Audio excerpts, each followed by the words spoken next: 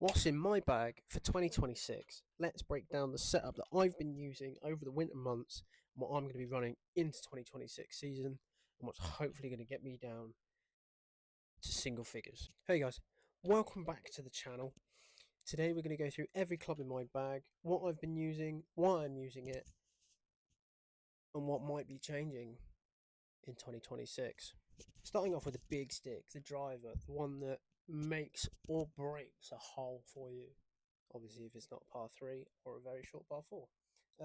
Anyway, I'm using the TaylorMade Stealth 2. It's a 9-degree head. It's got a Fujikara Ventus 50-gram stiff shaft in it. This is the most recent purchase for my bag, and it is absolutely amazing. And I don't plan on changing it ever unless the face caves in or I have to get a new one. Super forgiving. Great if you can't constantly hit the middle of the face. Obviously, it's 9-degree head, so it's a bit more towards a better player. Yeah, so it's currently at standard loft, which is 9 degrees. I might move it up a degree just to help with the right miss every now and then when I do get it. But yeah, it's a great club. Highly recommend it if you can pick one up for cheap. Yeah, let's move on to the fairway woods. Now, moving on to the 3-wood. I have a TaylorMade M1, which was matching with my driver until I got the change. It's a 15-degree head. Great club. Still standard loft. It's got a Mitsubishi Kuro Cage 70-gram stiff flex shaft in. Movable weight on the back. This was a pretty recent purchase. I got it just before Christmas or around Christmas. Just to replace my old 3-wood, which I wasn't getting along with very well, which ended up getting sold straight after a round because I got very unhappy with it. But yeah, as I said, it's standard loft at the moment. Great club, really forgiving. It does come out a bit low, so I might look at just tweaking the loft a little bit just to get it to pop up out the air a little bit. But it's great off the deck. It's great off a tee. You can't really go wrong with it. Really cheap if you're looking for one second hand. So yeah, I would say if you're looking for a new 3-wood and your budget is tight, give the M1 a go. Now the other fairway wood I've got is the TaylorMade M4 5-wood 18 degrees with a Fujikara Atmos 60-gram stiff flex shaft in. Now this thing is amazing. It's great out the rough, it's great off the deck, and it's great off a tee. It's a really, really versatile and amazing club. One step further, and I'll be putting a 7-wood in the bag. But yeah, it's a great club. I've had it for a little while now. It's really forgiving. Comes out lovely. Not a lot of spin off the face, or at least I don't get a lot of spin with the ball that I play off the face. A little bit more on that later, but I really like it. Can't complain really. Yeah, it's really good, really forgiving. It was super cheap as well. I picked it up for absolutely nothing, so I'm very happy with that. The other club that I do sometimes swap out the 5-wood with is the Takomo 101U 2 iron. This is more for sort of Mediterranean courses like Portugal, and maybe in the summer. I'm not too sure at the moment, just because when I have played with it, it's been a bit hit and miss. When you hit it on the middle of the face and you hit it sweet, it's really, really, really nice. But if you do miss it slightly or catch it slightly thin, it almost goes the same distance as my 4 iron at that point. So yeah, I'm a bit 50-50 on whether I'm going to use it or not. It's a really nice club. It's got KBS, the KBS hybrid shaft, which is an 80-gram stiff shaft. The green label, really nice. It is really nice. It's nice to hit when you do hit it well. It's just, yeah, my consistency with it's not great, so that's why the 5-wood is still in the bag. But yeah, as this is an iron, transitions me great into what irons I use. So for my irons, I have the Mizuno JPX 921 Tours. They have the KBS Money Taper 120-gram shafts in. really small head profile, really small top line, almost like very much a player's iron. Um, really nice when you hit them well. Hurt a little bit when you don't, but I think that's just from the nature of them being a forged iron. I love these irons; they're absolutely amazing, and I'm not looking at changing them anytime soon, unless someone looks at giving me a good ambassador role, maybe. But no, at the moment these are staying in the bag, and I'm probably not going to change them unless they break. Really, yeah, I've got that from 4 iron down to pitching wedge, and then we have the wedges. Now, for me, a wedge or the wedges are a very special part of your bag. They are what makes or breaks a hole for you, really. If you can't get up and down with your wedges, then there's not really any point in having them in the bag, is there? No. Of course there's reasons to have them in the bag. Um, but yeah, they are the most probably.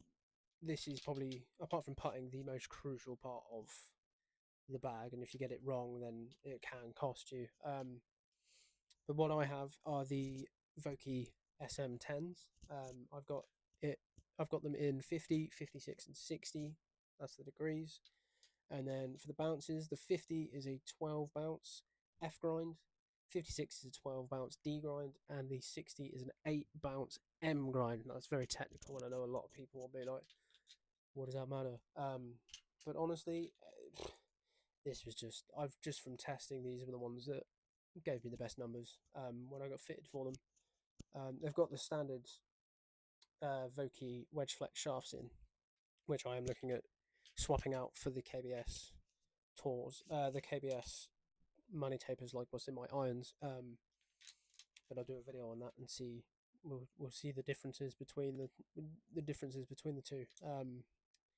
But yeah, these have been really good over the winter. Got them back in September, October, and they've been really good. So they're probably do a sharpen. The face is probably going to look a bit dull, but they're really good. They're really nice, and I highly recommend them if you've got a little bit of money and you want some shiny Vokies. And finally, the flat stick.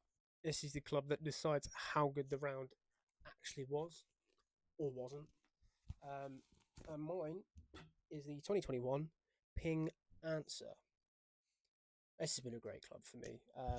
Really consistent with it. I have had a slight putter setup change over the last couple of months with my coach down at TGC. But yeah, it needs a new grip as well, which I'm looking at getting. But it's got the original grip on it, so that's probably not a surprise why it needs a new grip. Which I'll be doing hopefully in the next couple of weeks. I was looking at getting a new one, but I think I might stick with this just for now, just to see how I go over the summer, and then over the winter when I'm doing my training and swing changes and stuff, I might get a new one and rebuild my swing around that club. But yeah, this is really good. I'm pretty sure you can pick these up for a decent price on Golf Blidder or Golf Clubs for Cash if you need one. Highly recommend it if you do. But yeah, that is my putter. Now, balls, gloves, all the extras, obviously tees. I've got the other few bits. Got a little cleaning brush. Cleaning brush for when I need to clean off the mountains of dirt I take out the ground when I chunk my 7 iron. Got the rangefinder. Basically a necessity. If you don't have a rangefinder, then what are you doing on the golf course? Obviously you can use your phone nowadays, but I like having a rangefinder. This is the Ben Ross XT1. It's a really good budget rangefinder. The only downside is if it's a bit misty, sometimes it doesn't like to read flags. It likes to read the mist 10 yards in front of you.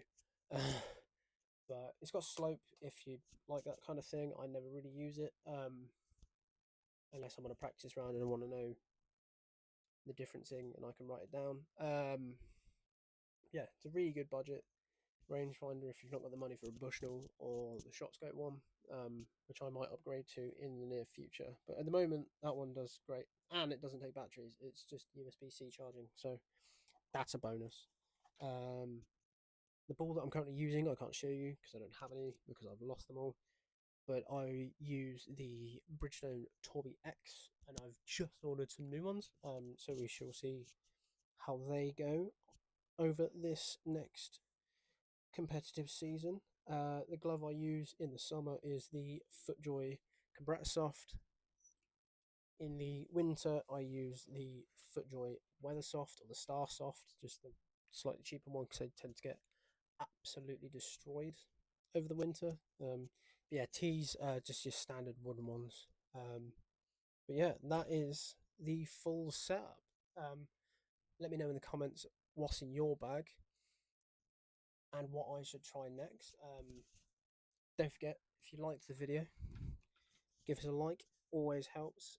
If you want to see more, don't forget to subscribe. I'm currently in the works on doing a road to level par series. So currently I'm at a 11 handicap and I'm looking to get to close to scratch by the end of the year, which is a big task. It's going to be a lot of work and a lot of effort, and I'm going to bring you guys along for the ride. So hopefully that'll be good. Subscribe so you don't miss out on that, and I will see you guys in the next one.